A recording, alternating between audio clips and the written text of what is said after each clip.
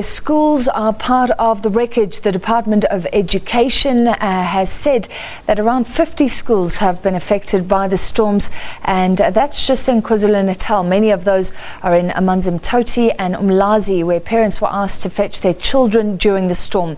All right, we're joined on the line by the Kwazulu-Natal Department of Education, HOD Dr Enoch Nzama. Dr Nzama, so about 50 schools damaged. Just give us an explanation about the scale of this damage.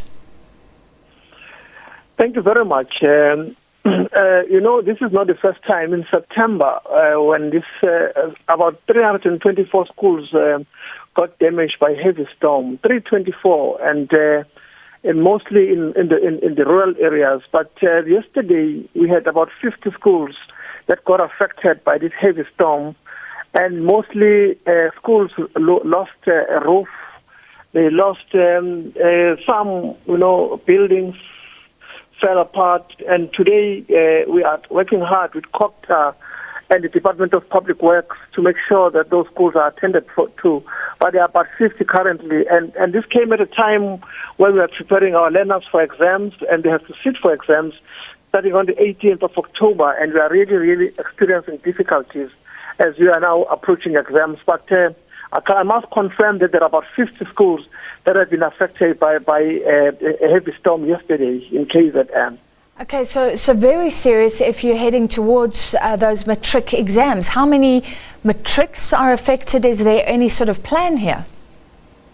Well, I'm not being able to quantify the number of learners, but I can tell you that quite a number of secondary schools have been affected by this, and we are working hard to make sure that the repairs and also the mobile classrooms are provided, so that those learners are provided with accommodation, so that by the time we start exam in July, on the 18th of this month, at least they have roof, and they also have either mobile classrooms, or they are moved to neighboring areas so that they are able to write exams.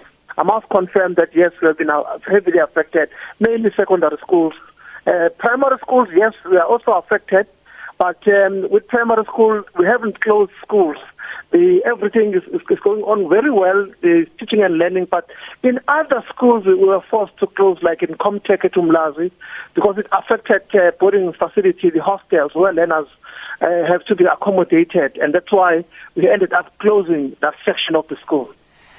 What have you and your officials seen? Are these makeshift buildings in rural areas? We know that sometimes we need more sturdy buildings, or are these solid schools in urban areas where the storm was so incredible that roofs are ripped off?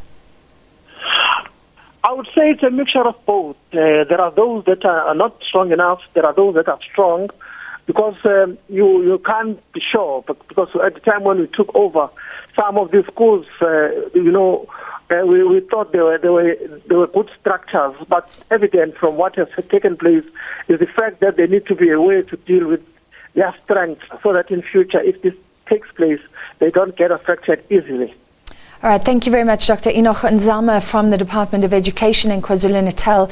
Incredible figures, 324 already damaged in previous extreme weather. In yesterday's storm, about 50 affecting matric students.